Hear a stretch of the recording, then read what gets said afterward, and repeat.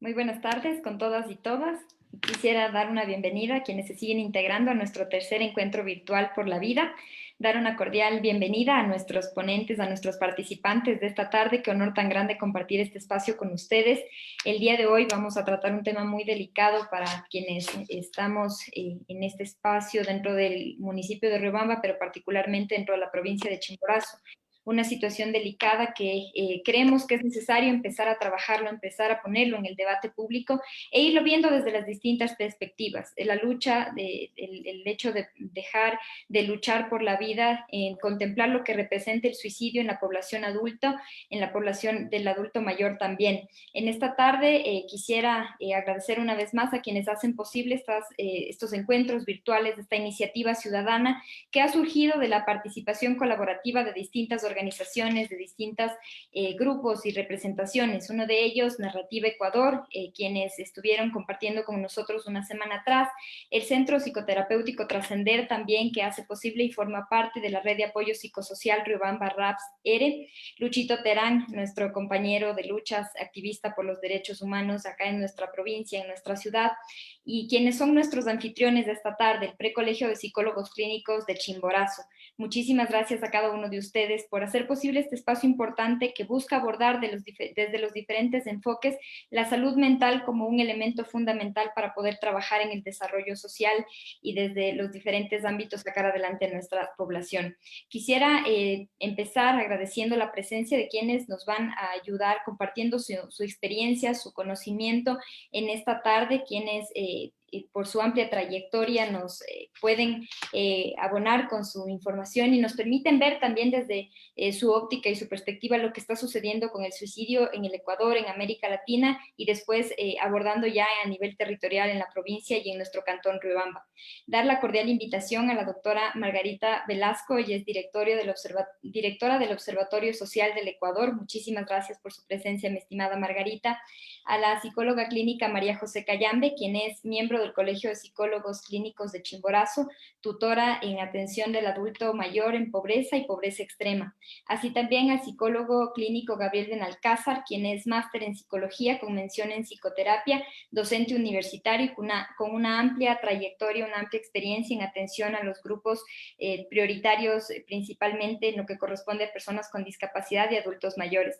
Para empezar, quisiera darle la bienvenida a nuestro compañero Luchito Terán, quien nos va a apoyar con una introducción de lo que será el tema que abordaremos este fin de semana y el siguiente en los encuentros virtuales por la vida. Muchísimas gracias a quienes se siguen integrando. Luchito, buenas tardes. Buenas tardes, Nati. Gracias a quienes nos están observando en esta iniciativa de poner en el tapete no solo de discusión, sino de aporte a la sociedad en estas posibilidades de muerte que están muy cercanas a cada uno de nosotros. Agradecer infinitamente a los profesionales, a Margarita, a María José, a Gabriel, que valientemente asumen desde sus conocimientos como profesionales, sus conocimientos técnicos y científicos, este tema que no muchos se atreven a afrontarlo. Y no solamente en el tema personal o profesional, sino también en los estados. Los estados en el mundo, y concretamente en Hispanoamérica, recién esta semana se preocuparon en empezar a conversar de alguna manera sobre el tema, cuando ya vienen centenares de muertos, ¿no es cierto?, en cada una de las naciones, ya no solamente por el COVID, es decir, por el contagio y la muerte que ocasiona este virus, sino porque no hay condiciones para seguir viviendo. Y las situaciones económicas, sociales, psicológicas, hacen que las personas busquen salir de ellas y optan por la peor salida, que es la muerte, el autoaniquilamiento. Para la psicología, este es el peor desenlace. No habrá desenlace más fatal para las ciencias de la salud que el suicidio. Para la seguridad ciudadana, como en el caso de México que conocemos, es parte de la seguridad del Estado. Es decir, invertir y desarrollar programas de prevención al suicidio es parte de la política pública de un Estado. Son pocos los estados, son pocas las sociedades y las familias que han asumido con la seriedad que corresponde esta temática. Nosotros lo estamos haciendo con los recursos que disponemos, con las voluntades de cada uno de ustedes y también con la percepción que tienen las demás personas. Quiero terminar indicando que agradecemos infinitamente a la gente que se ha dirigido a nosotros en estos días y ha solicitado estrategias para prevenir más de un caso de suicidio, de jóvenes, de adultos mayores y en algunos casos de niños que han quedado huérfanos, como el caso de Manta, en mismo Riobamba otro caso de intento, en Quito otro caso de intento y en Manta en el caso de un niño que quedó huérfano después de que su padre asesinara a su madre y él se suicidara. Estas son las situaciones que estamos enfrentando y es esta la intencionalidad, poder poner en el tapete, analizar los casos y prestar la ayuda que corresponde por derecho propio de la ciudadanía. Esperemos que algún momento esto se convierta en política pública, que es lo que anhelamos. Hasta tanto, hagamos lo que podemos. Muchísimas gracias por su presencia. Decirles que la próxima semana también estaremos con el tema del suicidio en niñez y adolescencia y tendremos también a algunos profesionales. Y seguiremos contando con el Precolegio de Psicólogos Clínicos de Chimborazo, ¿no? Este gremio de profesionales, de jóvenes, especialmente en su mayoría valientes también, que han asumido la organización profesional para ir asumiendo estos temas. Así que infinitas gracias y aprovechemos al máximo este encuentro virtual por la vida. Muchas gracias, Luchito. Yo creo que esta lucha de poder ir entendiendo la necesidad de poner en el tapete, en el análisis, en los aportes de los diferentes expertos, quienes con su conocimiento nos van nos van a permitir ir abriendo también la perspectiva y la visión que tenemos frente a estos temas que a veces se han vuelto tabúes, que muchas veces no se hablan, no se discuten y están ahí de forma invisibilizada, muy latentes, causando mucho daño no solo a nuestra población infanto-juvenil, a los adultos, y hoy lo vamos a abordar desde esa perspectiva. Así que quisiera arrancar este espacio dando la bienvenida, como decíamos, a la doctora Margarita Velasco. Muchísimas gracias por su presencia en su calidad de directora técnica del Observatorio Social del Ecuador. Ella nos va a compartir un poco respecto al suicidio en el Ecuador y América Latina. Bienvenida, Margarita. Muchas gracias por su presencia. Muchísimas gracias. Sí me escuchan ahí, ¿verdad? Sí, correctamente. Hasta que se cargue la presentación, quería solo contarles de dónde salí yo. Soy una persona que dirige un observatorio de derechos de la niñez y adolescencia desde hace 19 años, con un mensaje que es que la evidencia, la construcción de la evidencia permite no solamente la formulación de la política pública, sino el monitoreo y evaluación de cuánto es lo que el Estado y la sociedad hace a favor de los seres humanos que están en este país. El enfoque fundamental del observatorio está centrado en niñez y adolescencia, pero esta vez nosotros hemos preparado una presentación que es parte de una alerta que le habíamos dado ya al Consejo Nacional de la Igualdad Intergeneracional y tiene más datos actualizados sobre lo que es el suicidio entre las primeras causas de muerte en Ecuador. Miren el inicio de esta presentación. No te vayas, no seas apurada, espera. Mira lo que dice. Una muerte cada 40 segundos. Eso es el suicidio. ¿Eso quién lo dice? La OMS, ¿no es cierto? La Organización Mundial de la Salud. O sea que aquí, mientras estamos nosotros conversando, 40 minutos, una persona se ha suicidado en el mundo. Ahora sí puedes seguir. Yo preparé una presentación que ya la he hecho. Luego lo que pasa con el suicidio en jóvenes de 18 a 27 años, y lo hago porque van a ver cómo ese es uno de los grandes problemas que el país tiene. Rebasa incluso, la próxima semana lo verán con el suicidio en niños, niñas y adolescentes, lo que más rebasa es el suicidio en la edad de 18 a 27 años, que es la edad de la juventud, de acuerdo a la ley en el país. También una pregunta, ¿qué ha hecho el país frente a esta situación tan grave? Luego quiero comentarles el proyecto de ley orgánica sobre el sistema de prevención del suicidio, para lo cual el observatorio fue invitado a hacer una crítica y una serie de aportes, porque me parece muy importante que eso esté en la ley del sistema de salud y que debamos hacer, o que debamos insistir en que eso se apruebe. Y finalmente, ¿qué pasó con la llegada del parásito, del COVID?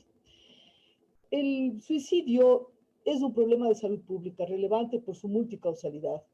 Ya en el 2014, la OMS reconoció que era un problema relevante, decidió fortalecer su cooperación técnica en el campo, en su más reciente plan estratégico del 2014 al 2017, dijo que el suicidio es uno de los indicadores de impacto que deben ser evaluados en la región, debe ser. La OMS para esto te decía que cada persona que se suicida, o por cada persona que se suicida, 40 lo intentaron. Y vuelvo a reiterar, a cada 40 segundos se registra una muerte por esta causa en el mundo. Sigamos, por favor.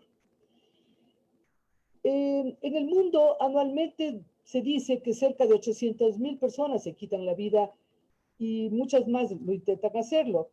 Esto es una tragedia que afecta a las familias, comunidades y países, tiene efectos duraderos para los allegados del suicida.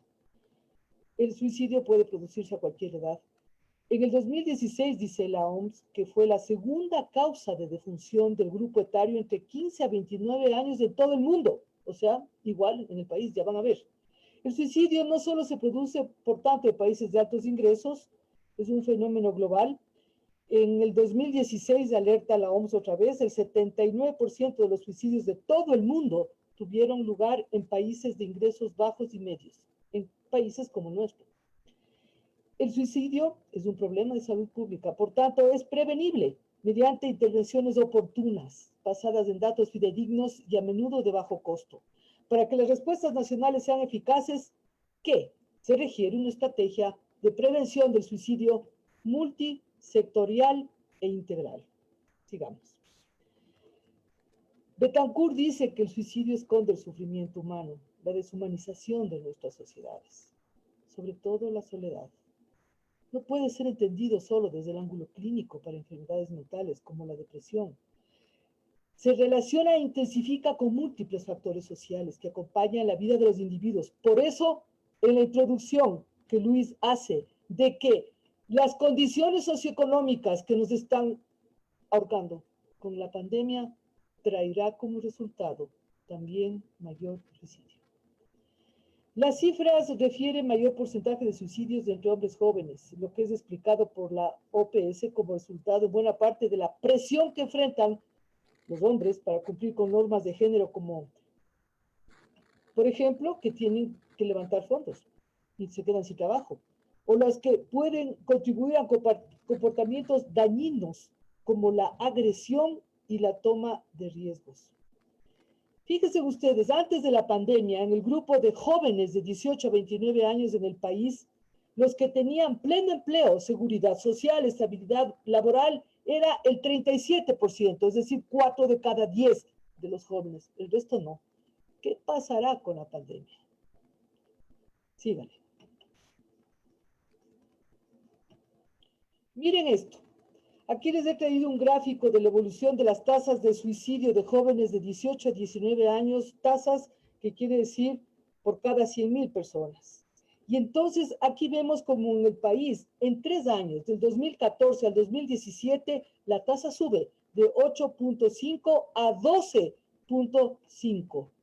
La media de la región latinoamericana es 9.8. Eso quiere decir que nosotros tenemos más una tasa de suicidios mayores de jóvenes de 18 a 29 años mayor que el promedio de la región latinoamericana. Y en los hombres la tasa se nos dispara a 20.9 en el caso del país en este grupo etario y en las mujeres desciende a 4.9. Entonces solo ahí ya, miren que la OMS decía datos y el observatorio siempre dice evidencias. En el país, el suicidio de jóvenes, la mitad de las provincias orientales registran el triple de lo encontrado a nivel nacional. En Zamora la tasa llega a 39.9, en Napo a 36.5, acuérdense que la del país era 12, y en Morona, Santiago al 20.3. En Chimborazo, en la provincia de ustedes, llega a 26.78, más que el doble nacional. Loja tiene un poco menos, 22.48. Otra vez la evidencia. Qué bueno que tienen este grupo, esta asociación de psicólogos para que puedan abordar este problema. Porque al otro extremo están las tasas más bajas de suicidio en jóvenes, que están en Santa Elena con el 2.2 y en Galápagos con 0 por 100.000. Sigamos. Los datos registrados de números para el año 2019, el último dato que tiene el INE, dice que 287 jóvenes de 19 a 29 años murieron en el país por suicidio. Y es la tercera causa de muerte en este grupo de edad. O sea que volvemos a ver que es uno de los grupos más graves. Entonces la pregunta es, ¿y qué ha hecho el país frente a esta situación? Revisamos el plan Toda una Vida, que es la política de Estado del 2017 al 2021, ni siquiera se hace mención, peor hay metas. Por tanto, hay ausencia de políticas de salud mental. No hay estudios a profundidad que nos permitan determinar cuál es el perfil del suicida por edades, porque en los niños, niñas y adolescentes también es alto, pero no tenemos ningún estudio que nos diga cuál es el perfil. ¿Para qué? Hago el perfil, tengo los datos, ¿para qué? Para prevenir, pues, para hacer acciones de prevención hacia la sociedad. Y lo peor, con plata hago las cosas, ¿no es cierto? En la proforma presupuestaria del Ministerio de Finanzas de finales del 2019, el rubro de la salud mental es 0, a pesar de que el año pasado se pasó insistiendo en que debía haber una asignación presupuestaria para este tema. 0. Bien, el 6 de diciembre del 2018 se presenta el proyecto de ley orgánica sobre el sistema de prevención al suicidio. O sea, que en el marco legal se mueven las cosas. ¿Qué es esto? Siga, por favor. El observatorio fue invitado a la sesión de la Comisión de Salud en junio del 2020 para que haga comentarios de ese proyecto de ley. ¿Y qué es lo que nosotros encontramos? Dijimos, hay que generar información sistemática para monitorear y monitorear y evaluar si se cumple o se impacta la legislación, las políticas públicas y las acciones concretas. De lo contrario, digo, veamos si se cumple. 2, asignar un presupuesto sin plata no vamos a poder hacer. Un presupuesto específico para poder lograr cumplir con las acciones planificadas para la prevención del suicidio. De lo contrario, todo quedará en papel. Les hemos pedido que se generen espacios que involucren a la sociedad civil y a los gobiernos locales para monitorear el cumplimiento de leyes, políticas y acciones concretas contra el suicidio. Y el artículo 8, les hemos pedido que se formen especialistas en salud mental. ¿Pero cómo?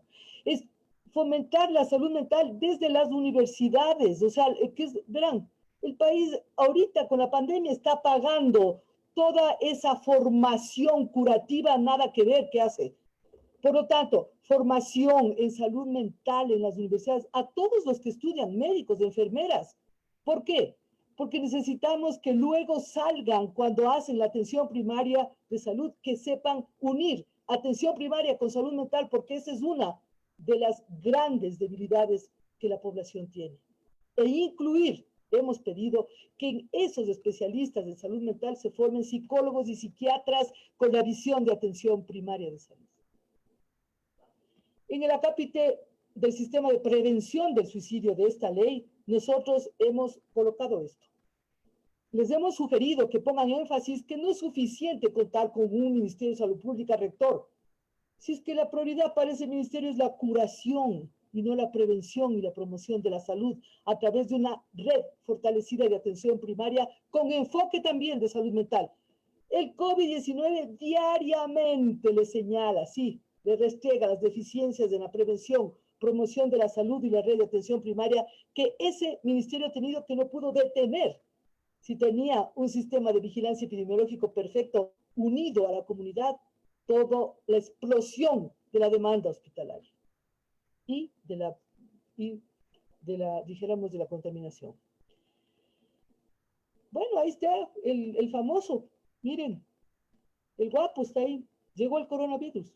La situación actual con aislamiento, miedo, incertidumbre y crisis económicas puede causar trastornos psicológicos.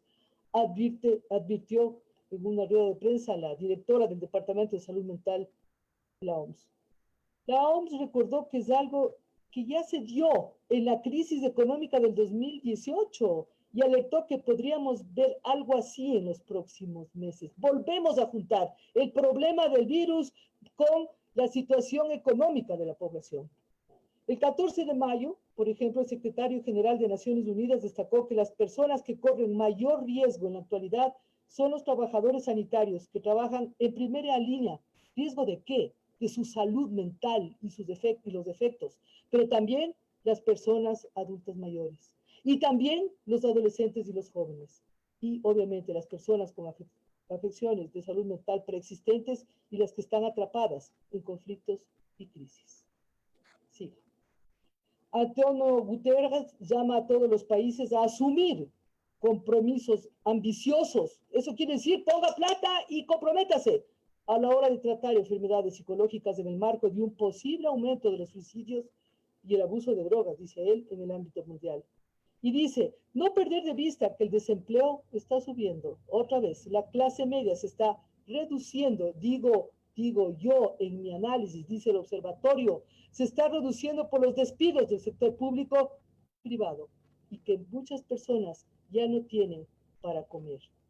Por ejemplo, en Ambato, un niño de 10 años se quitó la vida el otro viernes, 19 de julio. Y con este caso, en solo la provincia de Tungurahua se registraron 34 suicidios en todas las edades. Los suicidios de la población más tierna, por eso, de los niños, nos alertan de que la sociedad ecuatoriana está sufriendo. Por tanto, es un desafío inmediato. A ver, ¿qué medidas vamos a tomar? Muchas gracias. Por si acaso, síganme en ese link, que nosotros hacemos seguimiento de la pandemia y reflexionamos cada 15 días sobre diversos temas referidos a la pandemia. Gracias. Muchas gracias, mi estimada Margarita. Creo que ha sido importantísimo poder empezar esta introducción, este análisis sobre el suicidio desde esta perspectiva, ir teniendo datos estadísticos reales de lo que está sucediendo a nivel mundial y alarmante lo que sucede también en nuestra provincia y ver esa carencia absoluta de políticas públicas nacionales que de hecho se visibiliza en esa falta de presupuesto, en esa falta de metas, de directrices que deben existir a nivel nacional y que desde luego los GATS tendremos también que asumir nuestra responsabilidad en el marco de las competencias y para eso precisamente hemos buscado generar estos espacios. Para continuar, quisiera darle la bienvenida a nuestra compañera psicóloga clínica, María José Cayambe. Ella nos va a comentar un poco más acerca del suicidio en los adultos mayores. Bienvenida, estimada María José. Muchísimas gracias, Nati. Gracias, Margarita. Una excelente explicación con la realidad, con datos estadísticos. Realmente a veces pensamos que es una realidad inexistente, que es una minoría. Sin embargo, vemos que es algo que ha estado en todas las épocas, que ha estado en todas las realidades, en todos los círculos sociales y también en todas las edades presentes.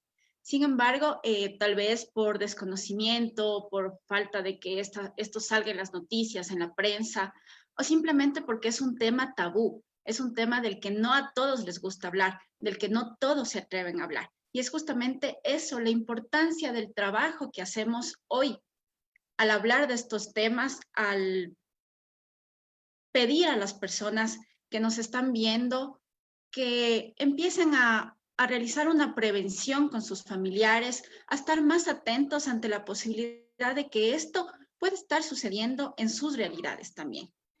No sé, de pronto ya tenemos la... Muchas gracias. Sí, justamente me quería apoyar con esta frase, ¿no? Porque para hablar de suicidio, como les decía, a veces es un tema que incomoda a muchas personas, porque obviamente el suicidio nos viene a la imagen, la muerte, ¿no es cierto? La muerte, algo prohibido, tal vez un pecado, cobardía, de pronto decimos valentía. Entonces debemos entender que para hablar de suicidio tenemos que hablar de que también podemos decir que es de la rendición a la lucha por la vida. Es el mensaje prácticamente que este equipo de trabajo quiere dejarles hoy a todos ustedes. No solo hablar de los factores de riesgo, de los métodos empleados en el suicidio, sino que también que puede ser una lucha por la vida, ¿sí? El darse cuenta. Vamos a hablar un poco de las generalidades del suicidio en los adultos mayores. Como Colegio de Psicólogos Clínicos de Chimborazo queremos enfatizar y estamos muy comprometidos en la importancia que tenemos de la prevención y de la promoción de la salud mental. Como decía Margarita, es importante y ahora la gente, la población, la sociedad, nos estamos dando cuenta que no hay una cultura de salud mental en nuestro país. Y por eso es que estamos haciendo estos encuentros, para apoyar a la sociedad. Vamos a iniciar un poquito hablando de lo que es la vejez. Entonces, me ayuda, por favor, pasando la presentación.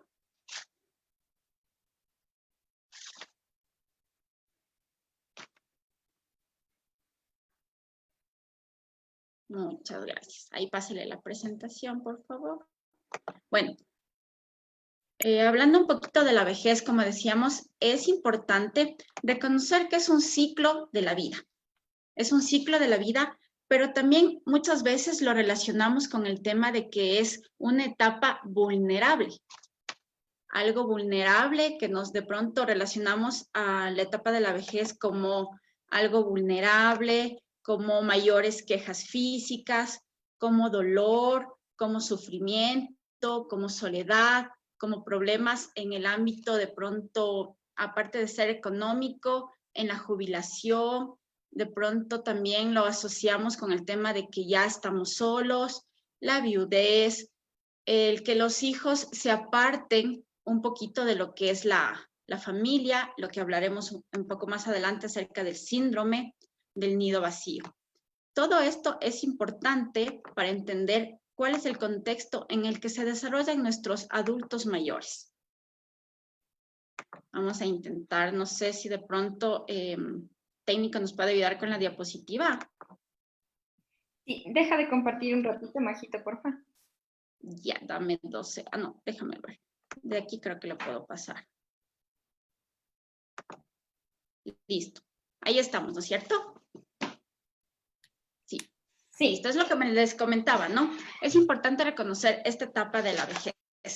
Pero todo lo que yo les hablé son los aspectos prácticamente, por así decirlo, negativos que podemos ver que tiene la vejez. Pero ese no es el fin que nosotros queremos o el mensaje que queremos hoy dar, sino más bien el tema de que sí es verdad. Es una etapa vulnerable, como yo les decía, que incluso según estudios nos dice que es un grupo de riesgo después de los lactantes, justamente por la vulnerabilidad y la pérdida de funciones que en la vejez se viene a dar. Pero esto no quiere decir que la vejez es el fin de la vida. Más bien, lo que debemos nosotros fomentar es el tema de que en la vejez también podemos promover un envejecimiento saludable y activo, que ya con la presentación de nuestro compañero Gabriel nos hablará acerca de esas actividades y de esa prevención y todas las cosas que nosotros, los factores protectores que podemos hacer para apoyar en la etapa de la vejez. Como nos decía Margarita, hablando de estadísticas, el Instituto Nacional Ecuatoriano de Censos, la población de adultos mayores en Ecuador llegará hasta finales del 2020, es decir, en estos meses ya, a 1 millón, a 1.3 millones. Es decir, el 7% de la población total de nuestro país son adultos mayores. 705,000 corresponde a mujeres y 606,000 corresponde a hombres. Pero para hablar también de las características o entender la situación de los adultos mayores en el Ecuador, es importante abordar estas estadísticas. El 23.7% de la población adulta mayor en el Ecuador no sabe leer ni sabe escribir, es decir, no son letrados. El 45% vive en situación de pobreza y extrema pobreza, especialmente en los sectores rurales. El 15% de la población en algún momento de su etapa de ser adulto mayor ha transcurrido o ha vivido por situaciones de negligencia, y abandono. El 13.1% sufre algún tipo de discapacidad. Y esta es una estadística alarmante, pero real en nuestro país. El 72.1% de la población no tiene acceso a la seguridad social. ¿Qué quiere decir esto? Que es verdad que tenemos los centros públicos de salud, sin embargo, por la demanda y, por así decirlo, el tema de prioridades de atención en los centros de salud, muchas veces los adultos mayores no reciben la atención adecuada o tienen que esperar a un servicio de salud, lo cual es triste, pero es realmente la situación que enfrentan nuestros adultos mayores.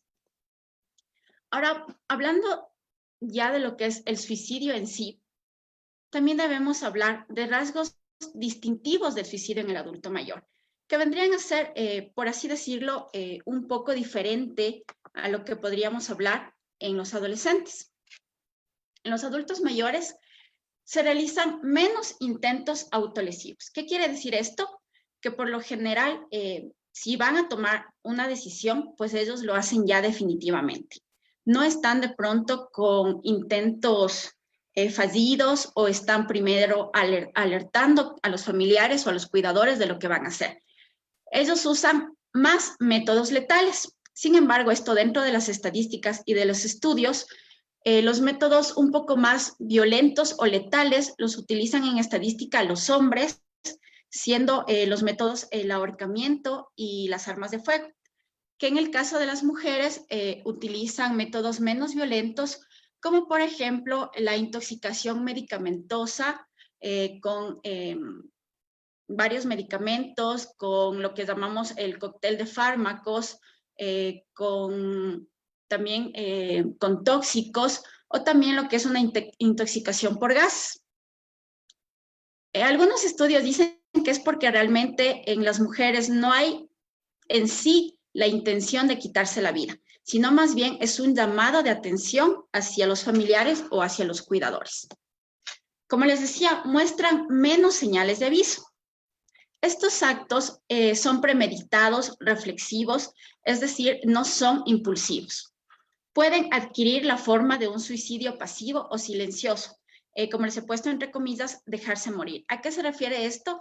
A que pueden limitarse de las necesidades básicas del ser humano, como es la alimentación, el sueño, y también pueden dejar de tomar sus medicamentos que son importantes y que son imprescindibles para mantener su salud y su vitalidad. Hablando del suicidio en el adulto mayor, también es importante que nosotros visualicemos los factores de riesgo. Hablando de suicidio, no podemos decir que es de una sola causa o que es por algún problema que el adulto mayor está teniendo, sino más bien es el tema de que es multifactorial, multicausal. Es un sistema complejo del adulto mayor, tanto en el nivel biológico, en el nivel psiquiátrico, psicológico, en el nivel también social, familiar, en la red comunitaria y ambiental y cultural. Vamos a ver cómo estos factores interrelacionan y de qué manera pueden afectar a nuestros adultos mayores para ser, obviamente, como les decía, un factor de riesgo. Y de esta manera nosotros podemos ir en casa relacionando y viendo qué factores de riesgo están cerca de nuestros adultos mayores. Como les decía, factor de riesgo de tipo médico. Aquí, como vemos en la imagen, ¿cuáles son los factores de riesgo de tipo médico? Pues son las frecuentes hospitalizaciones, que los adultos mayores frecuentemente están siendo ingresados por desajustes o por un desequilibrio en su salud física o mental, o también por el tema de tener que someterse a frecuentes intervenciones quirúrgicas. Esto es un entorno desfavorable para el adulto mayor, que también es un riesgo. Como también las enfermedades de tipo crónico, degenerativas, que causan incapacidad, que causan mucho dolor al adulto mayor. Y así también como este tema de estar siempre con enfermedades prevalentes, pero también pueden tener enfermedades que les acompañen. Y estas enfermedades pueden ser propensas se llaman enfermedades prodepresivas, que quiere decir que por su naturaleza pueden generar en el adulto mayor también una sintomatología depresiva. ¿Cuáles son estas enfermedades prodepresivas? La arteriosclerosis, el Parkinson, diferentes enfermedades, ¿no? He querido un poco utilizar esta estadística, que es Encuesta de Salud y Bienestar y Envejecimiento en el Ecuador, SABE 2009, que un poquito nos refiere las enfermedades diagnosticadas en los adultos mayores. Y aquí podemos ver que las que tienen la ventaja o están a la punta es la osteoporosis, la diabetes, los problemas en el corazón. Sin embargo, podemos ver estadísticas un poco más altas en lo que es la zona urbana. pero en lo que es la zona rural, por experiencia y por el trabajo realizado, podemos decir que son más de tipo respiratorio y de tipo articular, como las enfermedad pulmonar o crónica, justamente por el hecho de las condiciones de vida. Como les decía, en las estadísticas anteriores pudimos ver, hay muchos adultos mayores en pobreza y extrema pobreza en el área rural. Por lo general no tienen acceso a una cocina de gas, sino que todavía se mantienen en sus covachas, en sus cabañas, con cocinan a leña justamente. Entonces, tienen la cocina y no es que tienen otra casa para dormir o otro dormitorio, sino que justamente el espacio es compartido. Entonces, esto afecta mucho a la salud de los adultos mayores, específicamente en el área rural, y es una de las enfermedades que prevalece. Ahora, si bien ya hablamos de los factores médicos, nos corresponde un poco adentrarnos en el tema de los factores psiquiátricos. Hablando de los factores psiquiátricos del adulto mayor, no sé, en la imagen superior izquierda podemos ver la visión túnel. Una persona caminando por un túnel, aparentemente al final ven una luz. Eso prácticamente es lo que representa el pensamiento irracional en muchas veces de los adultos mayores, de una visión en forma de túnel, de que no hay salida, o a su vez la única salida, como vemos en el túnel, es la muerte. Con esto, como primicia de los factores psiquiátricos que afectan o que son un factor de riesgo en el suicidio de los adultos mayores, es justamente la depresión. Esta depresión muchas veces no es tratada ni diagnosticada a tiempo, justamente porque tenemos mitos y creencias, ¿no? Que el adulto mayor por lo general está triste, por lo general está solo, es normal en el adulto mayor que esté deprimido, lo cual, como les decía, es un mito, porque no tiene relación. Es verdad, sí, que por las condiciones biológicas, psicológicas, sociales, de pronto tenemos un estado de ánimo triste. No es lo mismo un estado de ánimo triste a una depresión. Es algo mucho más complejo que involucra varios factores de la vida del adulto mayor y que inclusive llega a incapacitarlo. En grados ya graves o superiores de esta depresión tenemos ya lo que son la ideación y los intentos suicidas. También otro de los factores psiquiátricos es la demencia. La demencia realmente es complejo interrelacionar estos dos factores, ¿no? La demencia y la depresión. Porque la demencia conlleva a una pérdida de las funciones superiores, como es la atención, el pensamiento, la concentración, la memoria, el cálculo, el juicio, y también a una dificultad en la expresión de la afectividad. Como tenemos esta dificultad en una demencia mayor, podemos decir que es bastante complicado que el adulto mayor exprese lo que está sintiendo. Y es por eso que se dificulta este diagnóstico. Pero aún así tenemos ciertos, por así decirlo, ciertos signos de alerta que nos pueden decir que un adulto mayor que tiene demencia también tiene depresión. Los síntomas comunes de la depresión puede ser en los adultos mayores, sobre todo, es el sentimiento de desesperanza. ¿Qué quiere decir esto? Es el sentir que no hay ninguna otra solución, que el adulto mayor piensa y cree que realmente no hay salida, que no hay persona que esté mejor que él.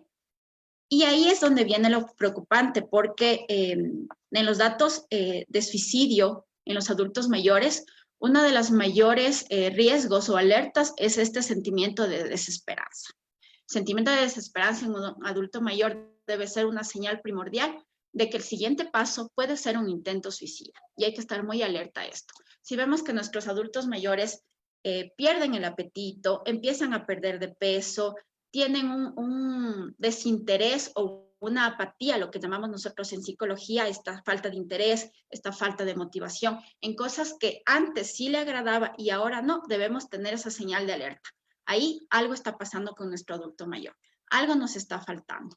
Esto también nos lleva al siguiente punto, que es ciertos trastornos que el adulto mayor tiene. Uno de ellos es el trastorno del sueño, tanto en la calidad, en la cantidad, como en la duración del sueño. Es importante esto, ¿no? Los adultos mayores que están de pronto con estos pensamientos o con estos sentimientos empiezan a tener alteraciones en el sueño, ya que van más allá de lo normal por sus medicamentos. Porque esto también es importante, el tema de que como los adultos mayores tienen sus enfermedades, de pronto como la hipertensión, de pronto como el tema de ciertas enfermedades que necesitan medicamentos, es importante que los familiares o que los cuidadores sepan cuáles son los efectos secundarios de estos medicamentos que toman los adultos mayores. Uno de ellos puede ser como un efecto secundario la falta de sueño. Y ahí podemos un poquito confundir el panorama de una depresión o de unos señales de suicidio en el adulto mayor con simplemente el efecto secundario de un medicamento. Otro de los factores psiquiátricos es el trastorno bipolar, ¿no? En algunos casos los adultos mayores tienen este trastorno bipolar que nos refiere a episodios de euforia o una exageración afectiva y también a periodos de una depresión. Sin embargo, estos son trastornos ya clínicos que necesitan un diagnóstico preciso y un tiempo determinado y ciertas circunstancias, ¿no? Continuando un poquito con los factores también psicológicos que son muy importantes, uno de los mayores factores psicológicos que afecta a nuestros adultos mayores es la pérdida de un ser querido, la pérdida de pronto de su pareja, de los hijos, o lo que en este momento de pandemia se está suscitando mucho, y es el tema de la pérdida de pronto de sus compañeros de trabajo o de personas de su misma edad. Este sentimiento es muy importante y por eso abordamos también los temas anteriores que nos hablaban acerca de la importancia del duelo, del proceso del duelo. El adulto mayor, si no tiene una adecuada aceptación de la pérdida de su ser querido, puede generar un duelo patológico, pero también este sentimiento de miedo a la muerte que se genera en el adulto mayor. Justamente porque, bueno, yo creo que ahorita la mayoría de la población tenemos un poquito ese miedo al contagio y por ende el miedo a la muerte.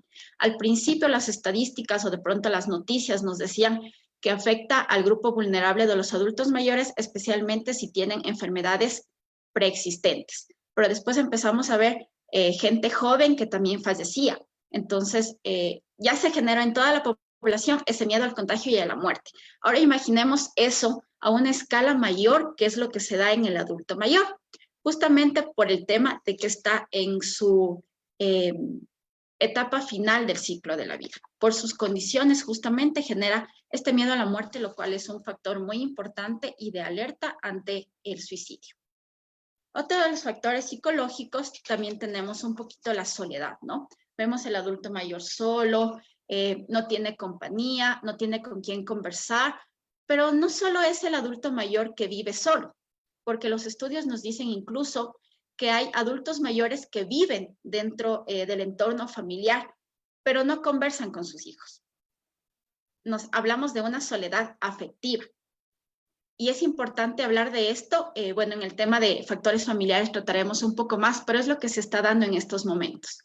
Creo que entendimos mal el tema del distanciamiento, con tener un distanciamiento afectivo con nuestros padres, con nuestros abuelos, incluso con nuestros amigos, con nuestros vecinos.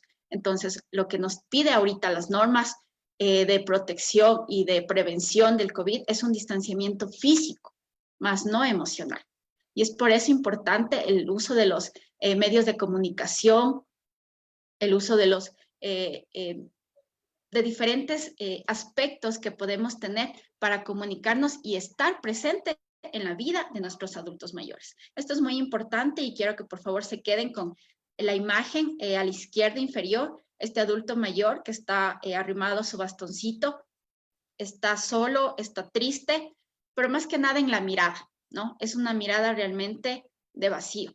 Si nosotros muchas veces vemos a nuestros adultos mayores y vemos esta mirada de vacío, es importante que recordemos que como familia, que como cuidadores, que como vecinos, porque no solo a veces si el adulto mayor no tiene familia, pues allá no es mi asunto, no es mi problema, no. Seamos seres humanos capaces de compartir ese amor y ese cariño hacia los demás. Si nosotros tenemos un vecino, tenemos de pronto una persona en la comunidad que es adulto mayor, pues apoyémosle porque realmente es importante. Y yo creo que vale aquí pensar el tema de que ¿cómo quiero yo que me traten cuando sea un adulto mayor? Yo creo que ese es el mensaje más importante que les puedo dejar. Siguiendo un poquito, bueno, hay varios factores psicológicos que podríamos hablar toda la tarde. Por cuestión al tiempo, nada más lo trataremos de manera un poquito rápida. En los factores familiares, yo creo que aquí es muy importante tocar este tema de los factores familiares. Como les decía, ¿no? La imagen de arriba, el distanciamiento. El distanciamiento de la familia es algo que afecta mucho a los familiares. Lamentablemente la realidad en la parte rural, de las que les puedo hablar un poquito más en cuanto a la experiencia de trabajo, ¿qué pasa en el área rural? En el área rural ustedes ven una casa aquí para el adulto mayor y otra casa acá, de pronto de mejores condiciones, donde convive el resto de la familia. El adulto mayor en estos tiempos ha sido separado de la familia, ha sido un poco distanciado de la comunidad, se le ha quitado el rol. Si nosotros de pronto investigamos un poco en la cultura, ¿cuál ha sido el rol del adulto mayor antes? Pues era justamente el consejero de las comunidades, que toda la comunidad trataba de pronto con el término del abuelo, con respeto. Era la persona que tomaba las decisiones incluso de las comunidades. Yo les invitaría de pronto, alguna vez cuando ya se pueda, de pronto vayan a la comunidad. ¿Y qué tenemos? Ahora tenemos realmente lo contrario.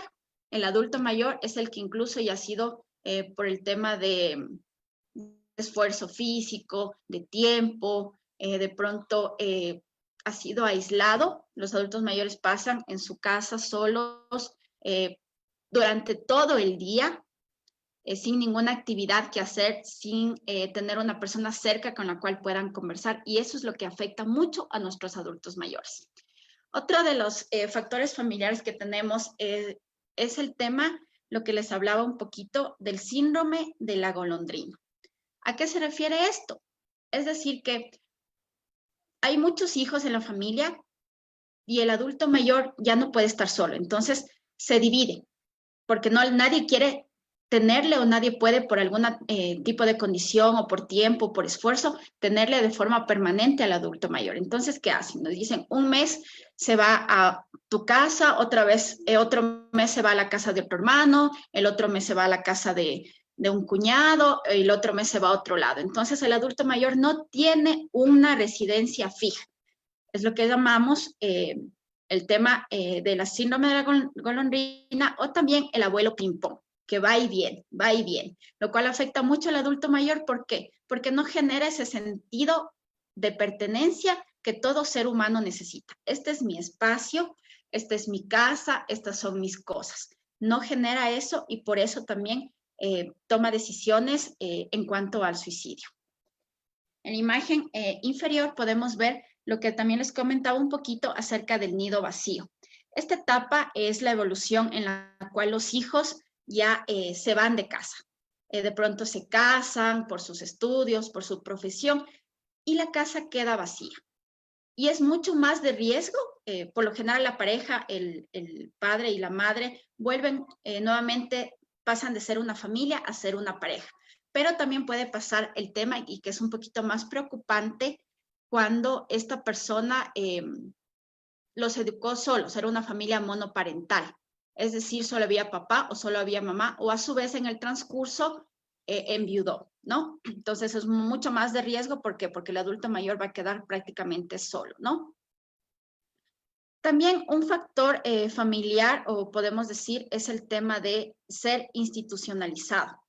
Por cosas de pronto de, digámoslo así, temas en los cuales la familia no puede hacerse cargo, el adulto mayor es institucionalizado, es ingresado a un centro residencial. También a los primeros, por así decirlo, semanas, incluso a veces hasta los primeros meses, el adulto mayor no logra adaptarse al medio. Aquí hay una especial importancia, porque si hay familiares, ellos pueden apoyar en esta adaptación, igual que el personal sanitario, pero por lo general sí va a haber un estado depresivo, un estado de ánimo depresivo sin llegar clínicamente a un diagnóstico, porque es una adaptación a un entorno realmente desconocido. Continuando un poquito ya para un poco finalizar, tenemos los factores socioambientales. El tema muy importante, el tema de la jubilación. Nuestros adultos mayores, tanto en la zona urbana como en la zona rural, están acostumbrados a tener una actividad laboral y por ende un ingreso económico.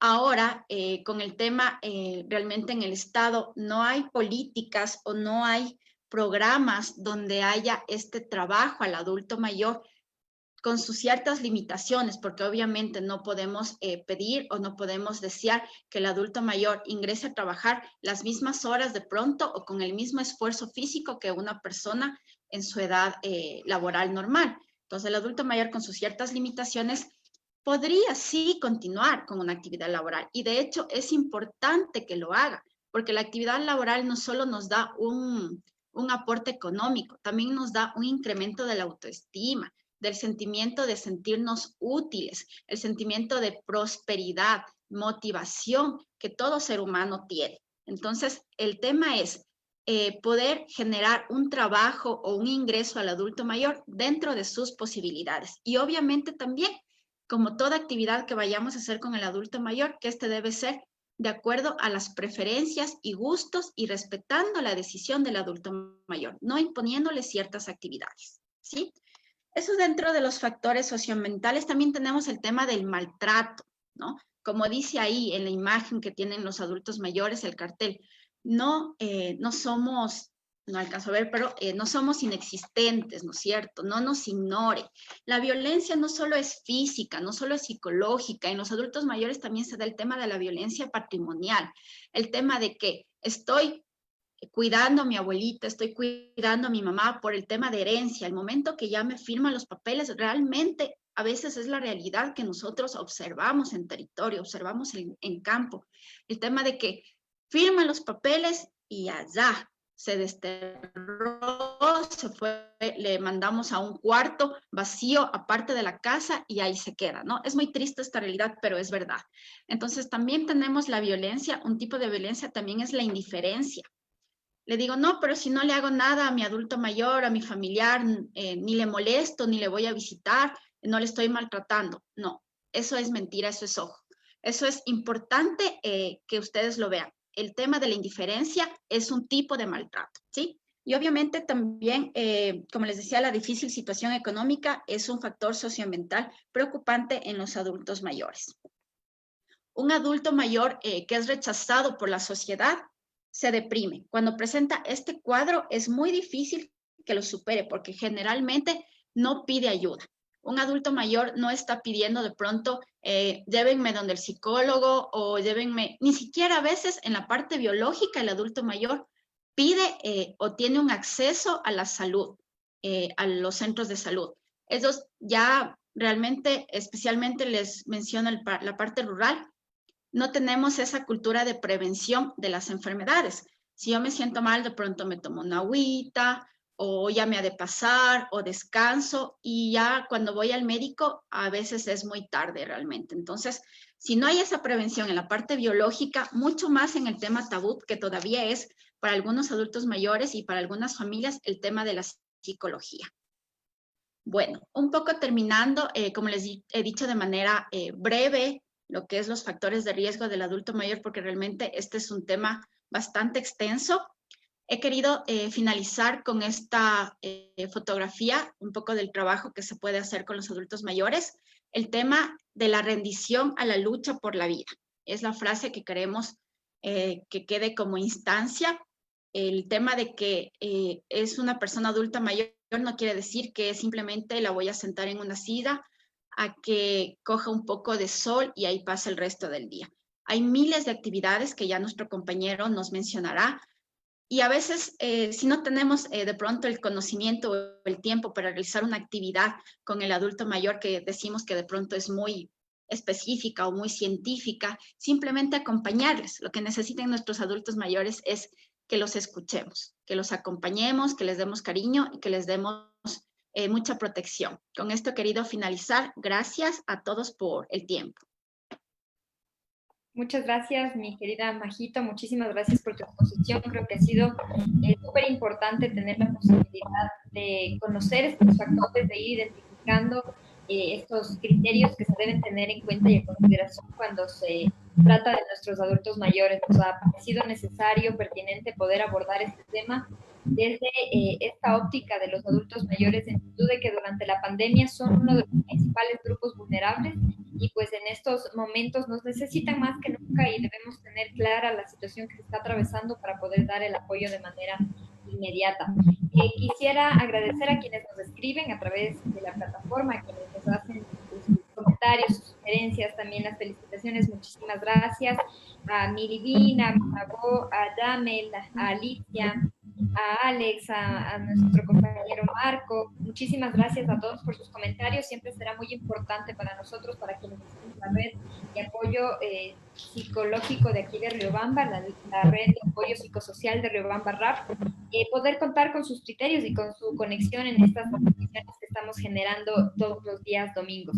Quisiera para ir concretando y acentuando toda esta información que hemos podido ir identificando de parte de nuestras ponentes. Muchísimas gracias por la claridad con la que nos han podido compartir sus conocimientos.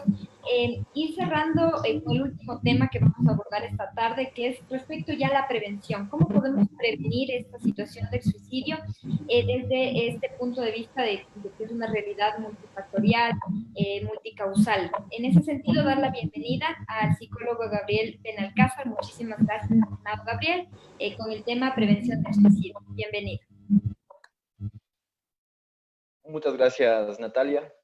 Muy buenas tardes con todos. Quisiera presentarme nuevamente para las personas que se están sumando a la transmisión en este momento. Mi nombre es Gabriel Benalcázar. Soy psicólogo clínico de formación, magíster en psicología con mención en psicoterapia. Y pues para mí es totalmente grato compartir estos momentos de socialización, de aprendizaje y más que nada de concientización acerca de problemáticas reales, problemáticas que conviven con nosotros, pero que lastimosamente no se les da la importancia ni la relevancia que merecen. Entonces es importante compartir estos espacios y pues debido a la premura del tiempo y sin más preámbulo voy a entrar a lo que es mi tema, que es la prevención del suicidio. ¿Qué es la prevención del suicidio? Pues es la anticipación, es una anticipación oportuna para evitar que una persona atente contra su propia vida. Van a ser todas estas estrategias que vayamos sumando para reducir la probabilidad y riesgos de suicidio. Hay que distinguir las dos cosas, probabilidad y riesgo de suicidio. La probabilidad es cuando una persona ya lo viene pensando en tal vez quitarse la vida, y el riesgo cuando ya está pasando del pensamiento a una acción. La prevención no debe enfocarse simplemente en el acto suicida. También debemos enfocarnos en los pensamientos suicidas que muchas veces aparecen con demasiada antelación, pero pasan desapercibidos. Los escuchamos como que escucháramos cualquier cosa en el día a día, pero no son cosas así tan leves ni tan cotidianas. Para abordar esta situación de la prevención del suicidio, vamos a hablar como lo que es el suicidio. Vamos a tomarlo como lo que es un asunto de salud pública, un problema de salud pública. Y al ser un problema de salud pública, todos estamos destinados e involucrados en la prevención del suicidio. Al ser un asunto de la prevención de salud pública, al ser una problemática de salud pública, todos tenemos un rol responsable con respecto a esto. ¿Y por qué tenemos todos un rol responsable? Pues el suicidio ocupa una de las 20 primeras causas de muerte en el mundo entre población mayor. Claro que con sus distintas particularidades de población a población, pero ocupa este lugar. Está entre las 20 primeras causas de muerte. Y entre las 8 causas de muerte entre poblaciones de entre 15 a 44 años. Existen países que son mucho más conscientes con respecto a esta problemática, como lo son Estados Unidos, Finlandia, Canadá, que tienen programas amplios para la prevención del suicidio. Sin embargo, no todos tienen estas políticas a nivel público ni a nivel privado. ¿Y cómo han hecho estos países, no? Como Estados Unidos, Finlandia, que los hemos mencionado, para hacer prevención con respecto al suicidio? Pues se han enfocado en los 3 niveles de prevención que tenemos. la prevención a nivel universal, prevención a nivel selectivo y prevención a nivel indicado. ¿Qué es la prevención a nivel universal? Es la que nos compete a todos y cada uno de las personas, de los partícipes de la sociedad que tenemos, tanto a nivel gubernamental, público, privado y a nivel individual también. A todos los actores de nuestra sociedad. Informar a la sociedad sobre la problemática del suicidio y cómo se puede prevenir. De igual manera, existe el nivel selectivo, que es seleccionar una población que nos sea de ayuda para prevenir el suicidio.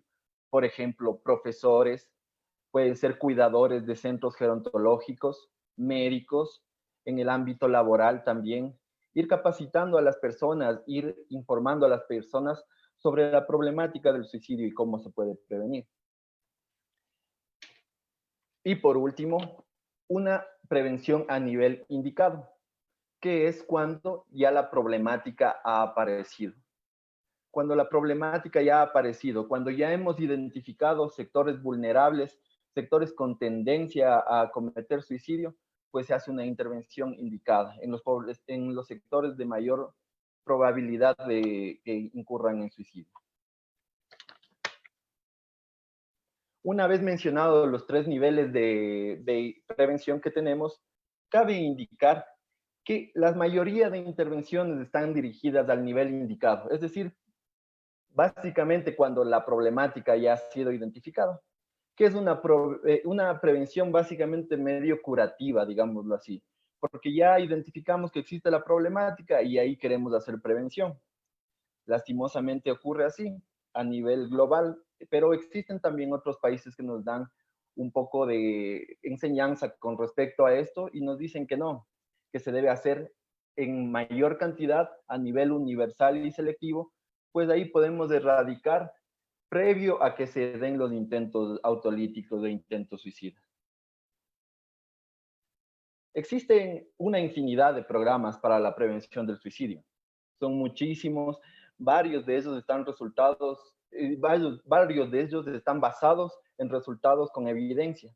Es decir, son programas probos que ya han sido implementados en varios sitios del mundo y pues que tienen evidencia científica de que funcionan.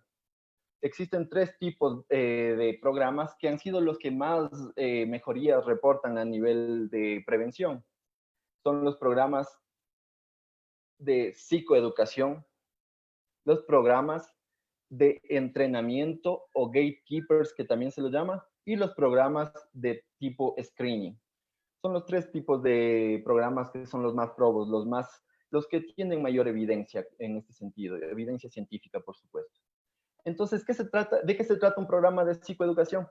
Es de educar, como su palabra lo dice, a la población en general sobre las enfermedades mentales y otros factores de riesgo asociados a la conducta suicida. Entonces, estos programas se basan en educar a la población en general. Son de tipo universales, también de tipo selectivos, pero se basan en eso, en educar, en informar a la población en general sobre las características del suicidio.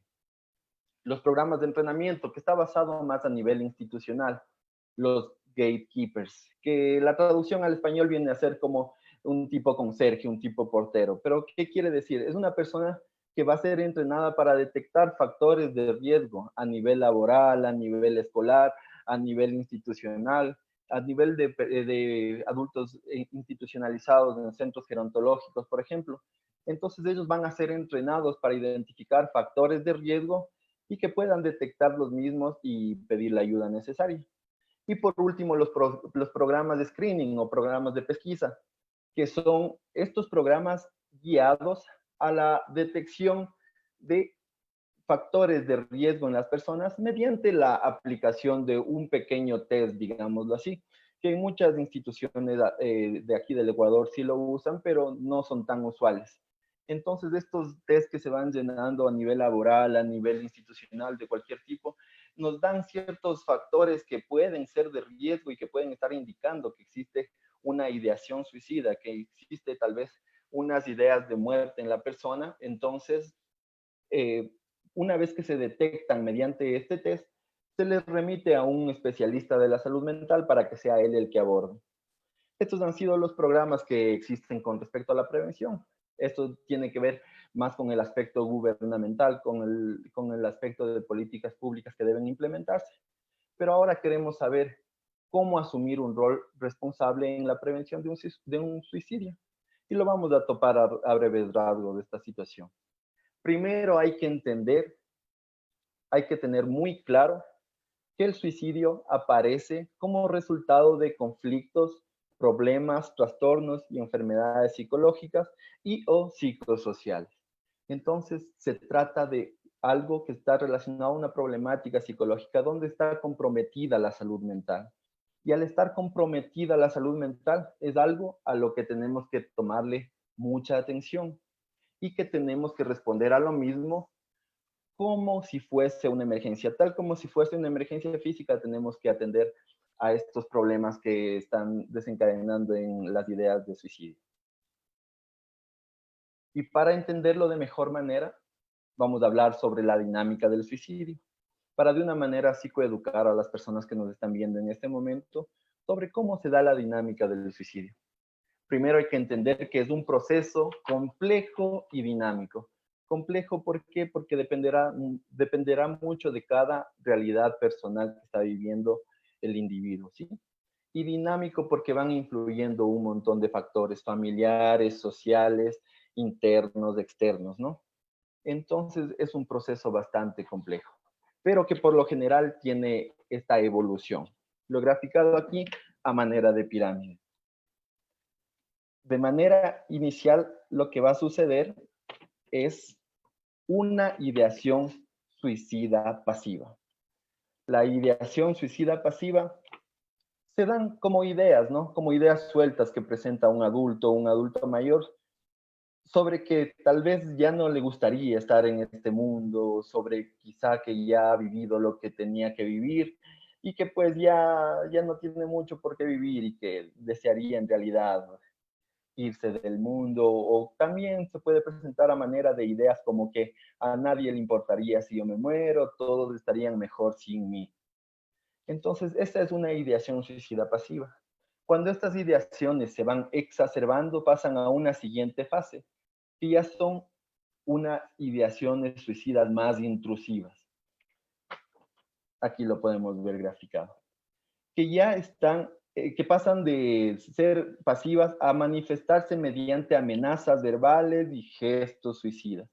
Entonces, aquí ya comienza a existir en las personas con ideación suicida unas amenazas, ¿no? Me voy a matar, cuando tenga la oportunidad me quito la vida y cosas en ese sentido. Entonces, eso es cuando ya se han exacerbado las ideaciones suicidas. El tercer paso, que lo vemos aquí graficado en verde, es la planeación y la preparación. La planeación y la preparación es decir, cuando ya rebasaron este asunto de manifestarlo y ya tomaron una determinación y pues están preparando, están viendo los métodos quizá más efectivos, quizá menos dolorosos para tomar esas determinaciones un poco drásticas y difíciles. En la siguiente instancia tenemos la ejecución del intento. Esto ya tiene que ver con un intento suicida, un intento autolítico, donde ya pasó del pensamiento al acto. Pasó de tener una ideación suicida a cometer una conducta suicida. No todos los suicidas mueren. No todos los suicidas acaban con su vida. Muchos quedan con secuelas muy graves, otros con secuelas más leves, pero ya lo intentaron. Y hay que tener mucho cuidado cuando una persona lo intenta, porque dicen los estudios científicos que probablemente después de medio año, después de un año, lo vuelva a intentar. Entonces hay que tener mucho cuidado si en nuestro entorno hemos identificado a una persona que ya ha intentado quitarse la vida. Y por último paso tenemos la consumación del suicidio. Entonces, esta es la dinámica del suicidio. Esto es todo lo que tiene que ver con la dinámica del suicidio. Una vez que hemos entendido lo que tiene que ver con la dinámica del suicidio, pues ya lo comprendimos, ya lo sabemos. Ahora, ¿qué debemos hacer?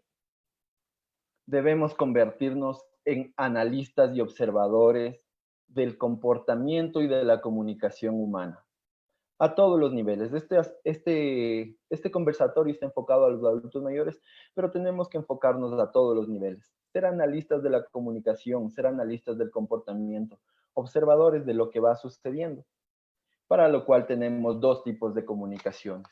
La comunicación de tipo verbal y la comunicación de tipo no verbal. Entonces, al tener estos dos tipos de comunicaciones, tenemos que ser muy observadores en lo que nos están diciendo y en cómo van actuando, en lo que dicen y en lo que callan las personas, y en especial los adultos que se encuentran a nuestro alrededor. Entonces, en la parte verbal vamos a analizar el contenido de las conversaciones que tienen estas personas. Muchas veces en la conversación que van teniendo con nosotros, identificamos ideas tanatógenas. ¿Qué es una idea tanatógena? Es una idea de muerte.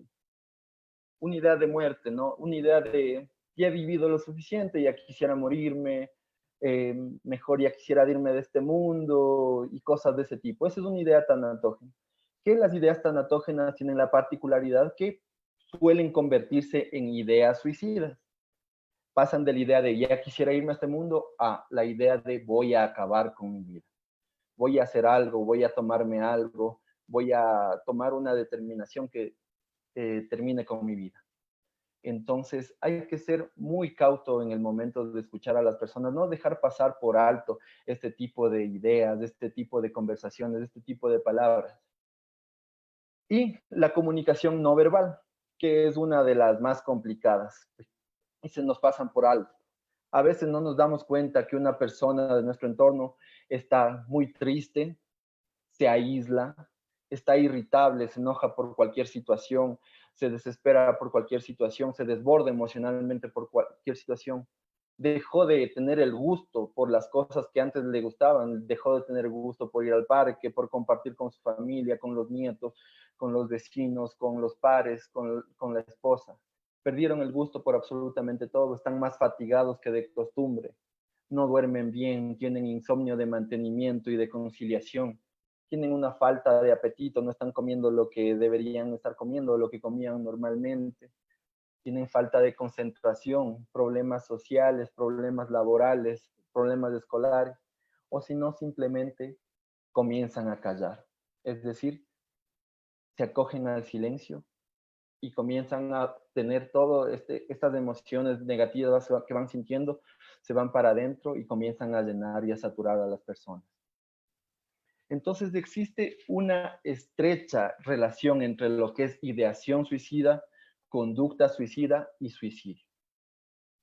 Existe una estrecha relación en base a lo que hemos conversado, en base a la parte no verbal y a la parte verbal. Entonces, ¿qué es la ideación? La ideación suicida es que tener los pensamientos de quitarse la vida, que a veces pueden aparecer de manera esporádica, pero están ahí presentes. ¿Qué es una conducta suicida? Cuando pasaron de los pensamientos, pasaron de decir, quisiera que me voy a hacer daño, voy a hacer algo, voy a tomar una determinación que culmine con mi vida, pasaron de eso a tener actos, que son las conductas suicidas. Entonces las conductas suicidas ya son un poquito más problemáticas, porque ya pasaron la fase del pensamiento y ahora están en la fase de la acción. Y por ahí pueden tener éxito con sus conductas. Y pues estas dos desembocan lastimosamente en lo que es un suicidio. Cuando hemos identificado todas estas situaciones, cuando hemos identificado la ideación suicida, cuando hemos identificado una conducta suicida, cuando hemos identificado tantos signos como síntomas verbales, no verbales de lo que le está sucediendo, lo más oportuno es remitir a un profesional de la salud mental. El profesional de la salud mental será quien va a guiar el tratamiento, quien va a brindar la ayuda oportuna a la persona que tiene ideación o conducta suicida. Pero la responsabilidad no culmina ahí, bajo ningún concepto.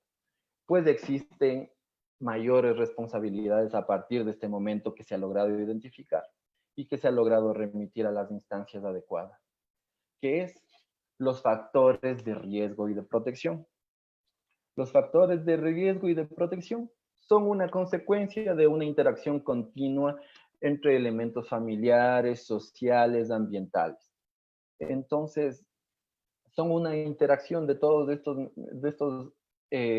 estas esferas que he nombrado anteriormente, la esfera familiar, la esfera social, la esfera ambiental. Entonces, aquí nos van a dar factores que van a ayudar a la persona para que no cometa su acto suicida, o tal vez también que van a impulsar a la persona para que lo haga. Es así que hablamos de los factores de riesgo y de protección.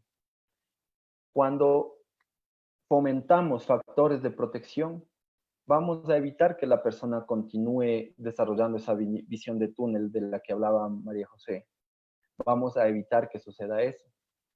Pero si en lugar de reducirse los factores de riesgo, se van aumentando los factores de riesgo, pues va a existir mucha más posibilidad de que la persona que está con una ideación suicida, con una conducta suicida, tome la determinación.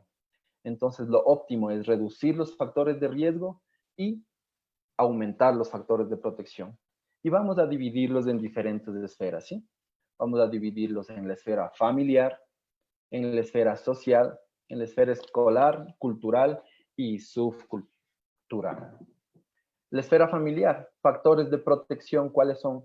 Tener un hogar bien estructurado, tener confianza dentro del hogar, poder dialogar, poder charlar, mantener buenas relaciones. Esos son los factores de protección, pero ¿cuáles son los factores de riesgo? Hogares desestructurados, violencia dentro del hogar, consumo de alcohol dentro del hogar. Entonces vamos a reducir estos factores nocivos y aumentar los positivos. A nivel social, de igual manera, existen sociedades que son un tanto nocivas, existen grupos sociales que son bastante nocivos y que pueden favorecer el incremento de las ideas de tipo suicida. Así como también existe a nivel social roces más adecuados que pueden fomentar una ayuda a nivel psicológica para la persona que está padeciendo de estas ideas y pues que le pueden ayudar a salir también. A nivel escolar, de igual manera, el estar articulado tanto alumnos como profesores en la prevención, tener vínculos adecuados, tener programas de uso del tiempo libre también que hacen mucho bien en este aspecto.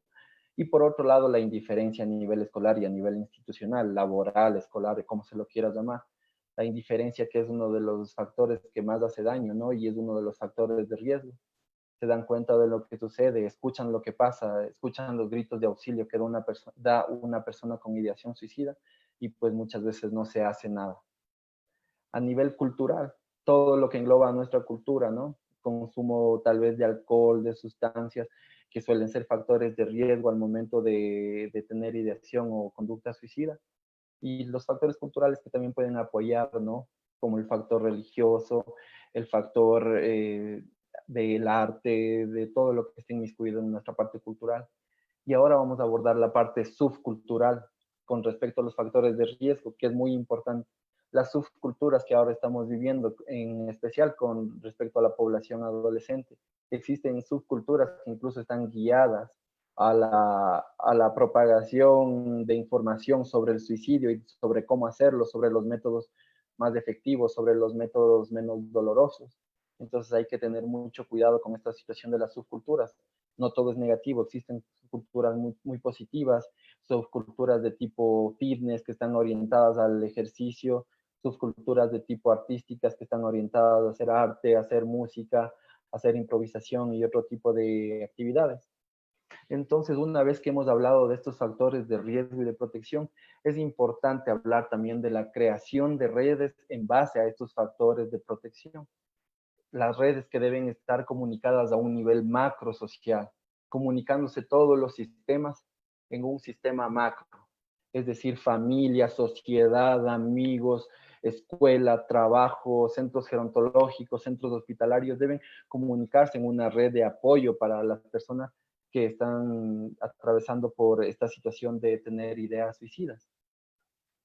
Y es muy importante la interinstitucionalidad, la colaboración entre instituciones permanentes, el mantener políticas con respecto a la prevención, el mantener campañas y programas con respecto a la prevención. Y pues mediante esto, ¿qué lograremos? Parece muy sencillo, ¿no? Parece que son cosas muy básicas, pero estos son los programas que más resultados han dado a nivel global y mejora en primera instancia el entendimiento sobre el problema del suicidio a nivel general. No se lo toma como algo lejano, como algo que no va a suceder, como algo que está muy lejano de nosotros. Se dice por ahí en estadísticas que pues todos alguna vez en algún momento de nuestra historia familiar, lejana o cercana, pues tendremos una persona que intente o consiga llegar al suicidio. Entonces, mejorar el entendimiento del problema es primordial, saber que existen factores detrás de eso, saber que existen dificultades a nivel psicológico, problemáticas, trastornos, tal vez de los que ya hablaba la persona que antecedió a mi palabra. Entonces, mejoramos el entendimiento del problema. La concientización a la población en general sobre la problemática psíquica y psicosocial de la que estamos abordando. La disminución de la suicidalidad, que es muy importante porque se disminuye en el número de suicidios cuando tenemos muy presentes todos estos factores. Y no solo eso, no se disminuyen solo los suicidios, sino también se disminuye la ideación, es decir, cuando están en etapas tempranas, que lo hablábamos, cuando están presentándose la ideación pasiva, cuando recién se viene a la mente de un adulto, de un adolescente, de un adulto mayor, pues esta situación también tiene un efecto preventivo en este aspecto y hace que desaparezcan estas ideas. Y también fomenta las actitudes positivas y la búsqueda de ayuda con respecto al suicidio. Y pues hay que analizar, ¿no? Hay que analizar cuál es la realidad de nuestro país y de frente al suicidio y a la prevención del suicidio. ¿Qué se está haciendo a nivel gubernamental? ¿Qué se está haciendo a nivel local, provincial, con respecto a políticas de prevención del suicidio? Creo que no conocemos de una campaña que se esté realizando a nivel universal o a nivel selectivo para la prevención. Creo que es bastante importante tomar en cuenta todo lo que hemos hablado en este momento para solicitar y pedir, ¿no? Y decir que la salud mental es importante, que sin salud mental no existe salud, definitivamente, que tanto salud física como salud mental son importantes y que 1 gramo de prevención puede más que 1 kilo de curación. Entonces, con ese mensaje me despido. Ha sido un gusto compartir en estos momentos con todos ustedes, agradeciendo la invitación del Colegio de Psicólogos Clínicos de Chimborazo, de Natalia Urgilés también, y pues eso ha sido todo con respecto a la temática que me ha tocado abordar. Gabriel, muchísimas gracias. Creo que ha sido fundamental tener esta posibilidad de conocer con respecto a las estrategias para identificar los signos, los síntomas, para prevenir el suicidio. Quisiera dar paso a algunas inquietudes, algunos comentarios que se han planteado en nuestra transmisión en vivo, agradecer a quienes nos han podido expresar sus opiniones respecto a este tema, dándole la importancia que tiene la salud mental y que muchas veces no se lo concibe de la forma correcta. Se han planteado algunas inquietudes, las cuales nos comentan que ya han sido respondidas a partir de la exposición de Gabriel en su última intervención acerca de las estrategias, de cómo identificar esta situación que se atraviesa. Hay algunas inquietudes y respecto precisamente a lo que se planteaba en la última parte de la intervención, política pública. Y esto yo quisiera solicitarle por la experiencia y por el bagaje de conocimientos que tiene a nuestra querida Margarita, que pueda apoyarnos con estas inquietudes que se han manifestado por interno respecto a cuáles deberían ser los programas preventivos que los estados deberán ejecutar como política pública para prevenir el suicidio. En su criterio, mi estimada Margarita, por favor. Bueno, en mi presentación lo había colocado ya, que uno de los temas fundamentales es, primero, que nosotros tenemos en el país un sistema de salud que lastimosamente, si bien es muy grande y muy abarcativo, su centro, su núcleo fundamental es la curación, no la prevención ni la promoción de la salud. A pesar de que desde hace muchos años se plantea, por ejemplo, un modelo de atención con el MAIS, que nunca fue realmente implementado, eso es algo que hay que hacerlo. La pandemia lo está comprobando, que no había el tal sistema de prevención y de promoción de la salud. Dentro de esto debe estar la promoción y la prevención de la salud mental. Y para ello necesitamos, volvemos a insistir, primero que se rediseñe o que se aplique ese modelo de atención donde el elemento salud mental es un eje fundamental. Segundo, ese modelo de atención de la salud mental tiene que estar ligado íntimamente, del caso, por ejemplo, de los adolescentes y de los niños, con las acciones que se hacen en la escuela. Tiene que estar, o sea, es una propuesta interinstitucional.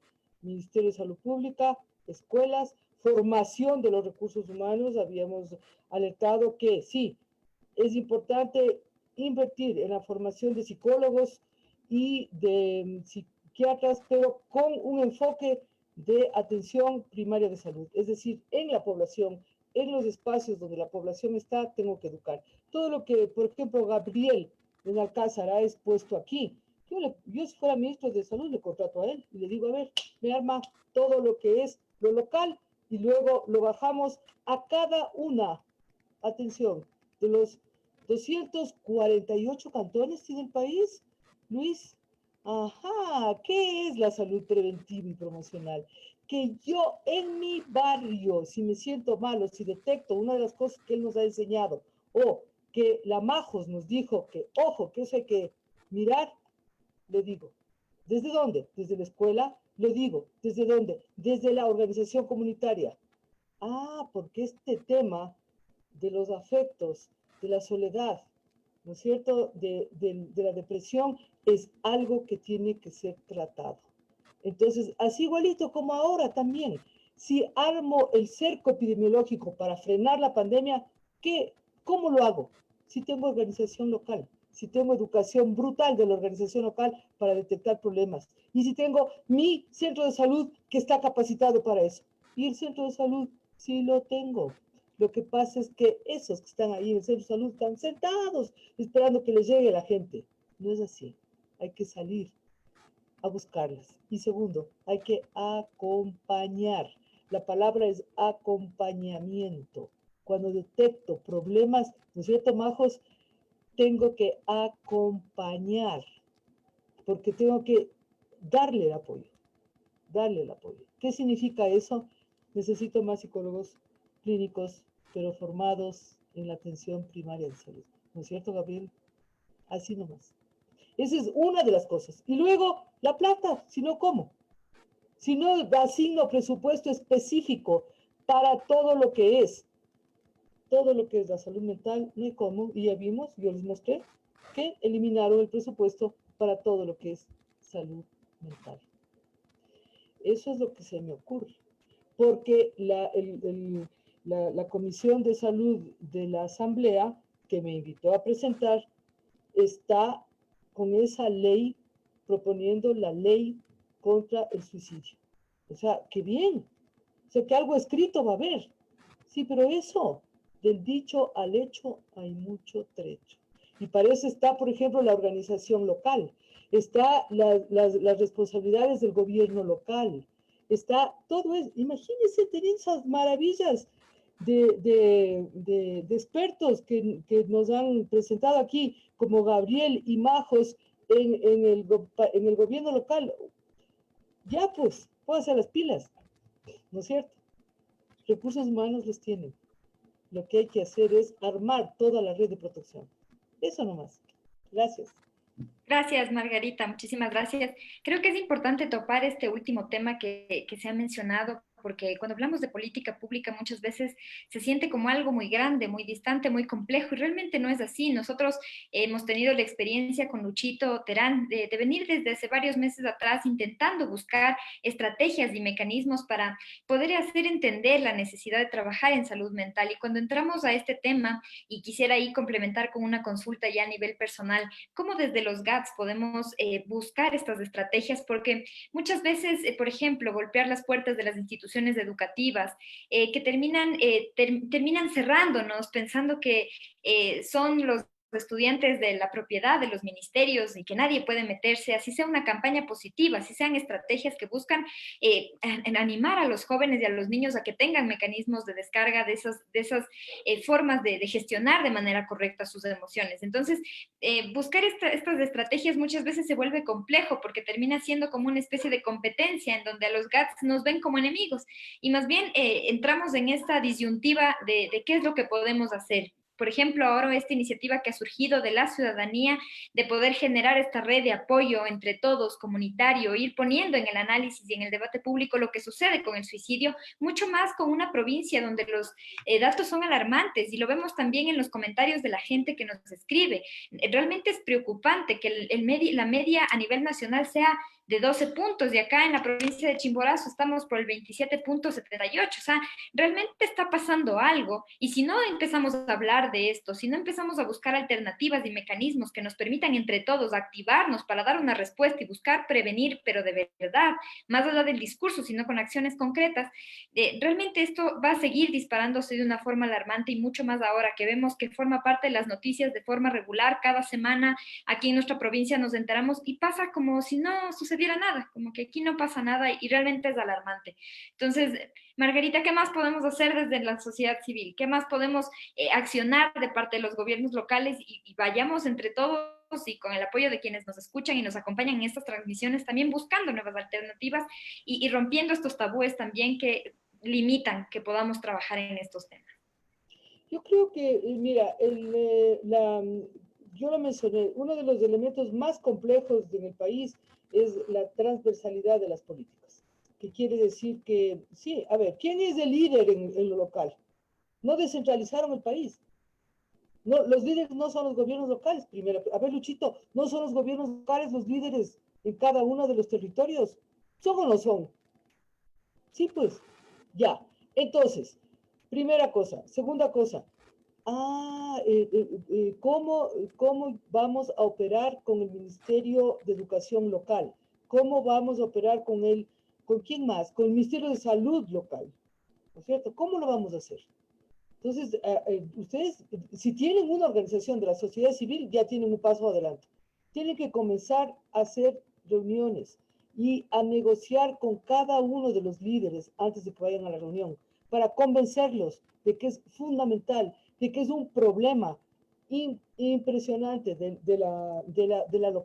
ustedes, de su provincia, ¿no es cierto? De su provincia, entonces el prefecto tiene que meterse. De su ciudad, entonces el alcalde tiene que meterse. Y varios otros alcaldes tienen que meterse, tienen que educarlos. Ellos deben saber. Entonces, lo primero que tienen que hacer es tratar de hacer redes para que ellos se convenzan del problema. ¿No es cierto, Gabriel? Que se convenzan del problema. Así es. Justamente, Margarita, Riobamba tiene algunas experiencias que debemos recogerlas además. Cuando sucedió acá en la explosión del Polvorín, que fue una situación que acabó con las vidas y con la dignidad del pueblo riobambeño. Se creó la Red de Apoyo Psicológico, RIAS, que fue parte de la política del gobierno local, con el liderazgo cuando existe autoridad, ¿no es cierto?, para conformarla. Pero esta se pierde cuando cambia la administración siguiente. Esta es una iniciativa ciudadana, como muchas otras, que buscan justamente aunar las voluntades de quienes, posiblemente sin poder político suficiente o el necesario, sino con el poder ciudadano, emprenden en acciones de unificar, por ejemplo, a Grupo Psicoterapéutico Trascender, a Narrativa, a la Fundación, a profesionales voluntarios, al Colegio de Psicólogos Clínicos, que por cierto es una iniciativa fundamental de agremiarnos como profesionales y defender el derecho a la salud mental que tenemos todos. Entonces, Gabriel nos lo ha planteado muy claramente, María José también, en el sentido de que esto no podemos hacerlo solos. No podemos hacerlo solos, jamás lo vamos a lograr si no generamos verdaderos programas de acompañamiento familiar. Recordar, por ejemplo, que en Pedernales tuve la la posibilidad de trabajar equipos multidisciplinarios en donde teníamos psicólogos, trabajadores sociales, médicos, educadores, ¿no es cierto?, administradores, para acompañar a las familias. Y en una realidad muy dura y cruenta, bajamos casi a cero la incidencia en suicidios que podía darse después de una tragedia, de una crisis como la que soportó el pueblo manabita y esmeraldeño. Y hay que decirlo, y esa experiencia, o sea, la tenemos nosotros, como riobambeños, como funcionarios públicos, y que debemos también luchar porque no solo se posesione o a veces se aplauda o se agradezca simplemente, porque nosotros no hacemos por una situación personal, lo hacemos por el servicio que como ciudadanos y como funcionarios tenemos para con nuestra ciudadanía. Entonces, felicitar, agradecer también a la gente. Somos ya centenares de voluntarios, se están uniendo instituciones. Hay un mensaje interesante de la Defensoría del Pueblo a nivel nacional, por ejemplo, que están observando esta situación y que saludan el hecho de la preocupación sobre el tema del suicidio en adultos mayores. Lo mismo de seguro lo harán la próxima semana cuando tratemos el tema de niñez y adolescencia con profesionales asimismo de altísimo nivel. Muy jóvenes, Gabriel, María José, les felicito infinitamente, un abrazo. Insisto en su valentía, mantengan esa fuerza, mantengan ese coraje que les da el conocimiento, que les da la sapiencia y el hecho de querer, la voluntad de aportar, sin esperar a cambio nada, sin esperar a cambio nada, porque lastimosamente hay esta otra realidad muchas veces de quienes remunerativamente tienen ingresos desde el Estado y es su responsabilidad y no la cumplen. Pero allá ellos, nosotros cumpliremos con la responsabilidad y infinitas gracias a la ciudadanía que sigue con sus inquietudes. Comuníquese con la red, comuníquese con los espacios, con las páginas que reproducen estos encuentros. Estamos para seguir acompañándoles. Tenemos grupos de acompañamiento familiar. Los miércoles estamos trabajando grupos de apoyo, ¿sí? Grupos de apoyo, y estamos también por iniciar un voluntariado, ¿no es cierto?, con profesionales y también con ciudadanos. O sea, aquí todos somos bienvenidos y todos podemos dar nuestro aporte. Así que gracias por este aporte inmenso, gigante, que tiene un valor incalculable y que esperemos llegue a quienes debe y ojalá en muy poco tiempo tengamos las decisiones que deban dar las autoridades correspondientes tanto al ámbito local como en el nacional. Luchito, muchísimas gracias. Unirme a ese agradecimiento profundo que he podido hacer en estos minutos a quienes han sido nuestros anfitriones de esta tarde, al Precolegio de Psicólogos Clínicos de Chimborazo, a Margarita. Muchísimas gracias por su presencia, por acompañarnos. Qué honor, como decía al inicio de esta transmisión, compartir este espacio, estos conocimientos que realmente nos abren mucho la perspectiva a quienes estamos ahora tratando de empujar estos procesos y que sabemos que no va a ser un tema fácil, pero que entre todos, juntos, cuando aprendamos que juntos y colaborativamente hablando salen adelante las cosas, yo creo que este mundo, este país, este cantón y esta provincia cambiarán. Así es que un abrazo fraterno a todos quienes forman parte de nuestra red, a las organizaciones que hacen posible y han hecho posible estas transmisiones, nuestros encuentros virtuales por la vida, narrativa, a Trascender, a Luchito, al Colegio de Psicólogos. Muchísimas gracias a todos. Esperamos poder contar con su presencia en nuestros encuentros que se realizan los días miércoles a las 6 de la tarde. Quienes están apoyando en esto son el equipo de Trascender. Estamos cordialmente invitándoles a que formen parte y también que nos acompañen en nuestra transmisión el próximo domingo, en donde abordaremos el suicidio en la población infanto-juvenil. Muchísimas gracias a todos, un fuerte abrazo a la distancia y nos vemos el próximo domingo.